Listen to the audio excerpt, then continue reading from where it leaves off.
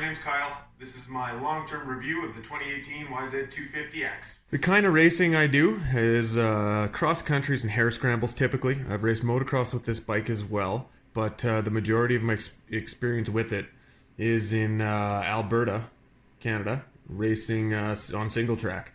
So we typically don't get higher than third gear. You know, every once in a while we find a fire road where we get to open it up, or some quad trails, but for the most part, this is second, third gear single track is where I use this bike. So that's where I'm speaking from on my reviews. I also do have maybe 3 races a year, racing motocross with it, and then go practice maybe 5 other times a year at the motocross track at Wild Rose in Calgary. So I have been able to get it out on a motocross track, and it works surprisingly well there. It's fantastic. The suspension transfers over nicely. The power actually seems to work better on the motocross track, and the handling is fantastic on the motocross track. Okay, I'll try and walk you guys through what I know about the bike, and hopefully I don't forget too much.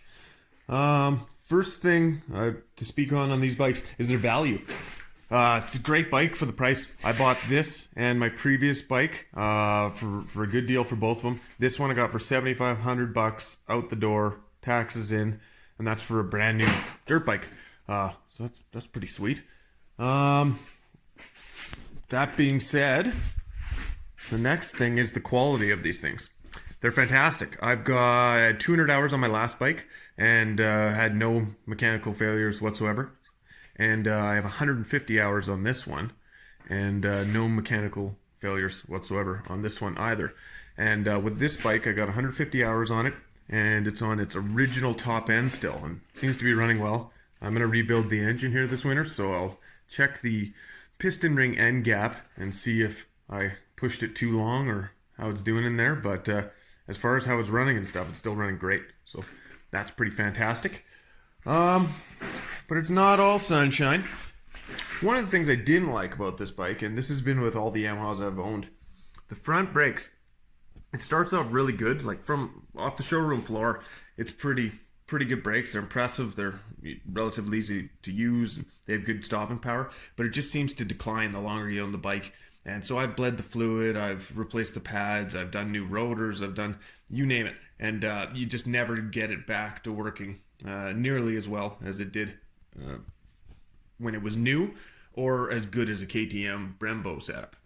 So I think I'm going to do a Brembo conversion on this bike, but that's too bad. It'd be cool if Yamaha could address that from the factory. Front forks on this bike. I had mine done by Pro Action. That's an Airdrie. The guy's name is Don, so they do a really good job there. But like even stock, these forks are really good. They're even better because they're valved for me and they're sprung for me. But stock, they're pretty awesome as well. With stock though, the spring rates are pretty low. So if anybody that's a little heavier will probably have to go up a spring rate or two.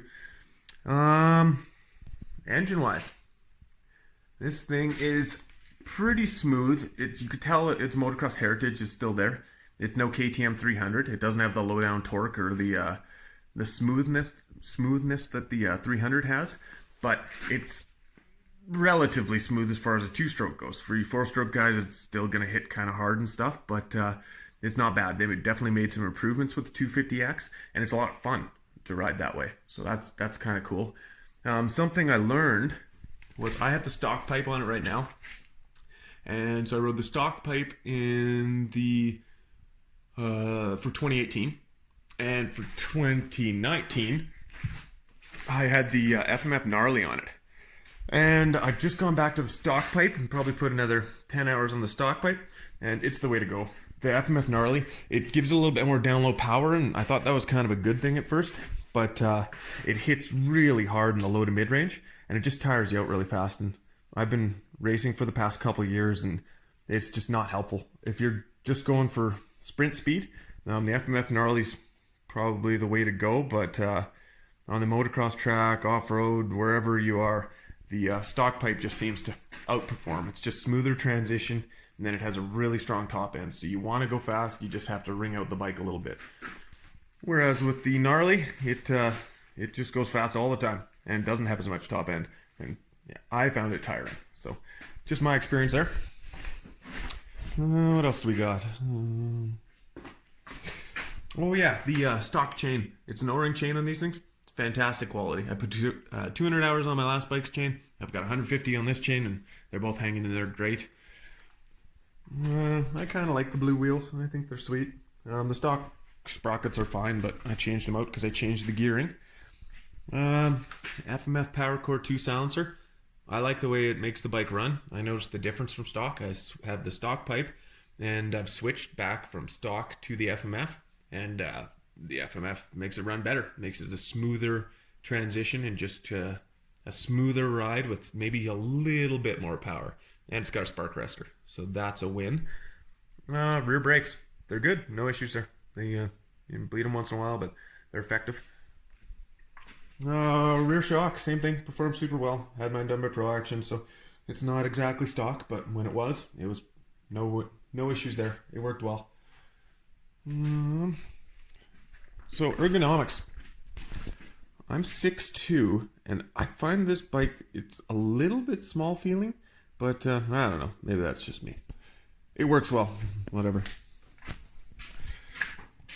What else we got? Oh, radiators. Yes, this bike does not overheat. I have not been able to overheat this bike. My 17, I was able to boil that thing over a few times, but it sure took a lot of bad riding.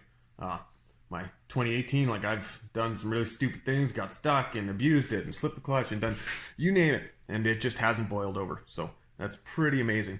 As far as durability goes, these things are killer. So for handling, this bike turns nice. Turns really well, but there's some compromises there. So, see here, I got my forks right about 3 mil up in the clamps.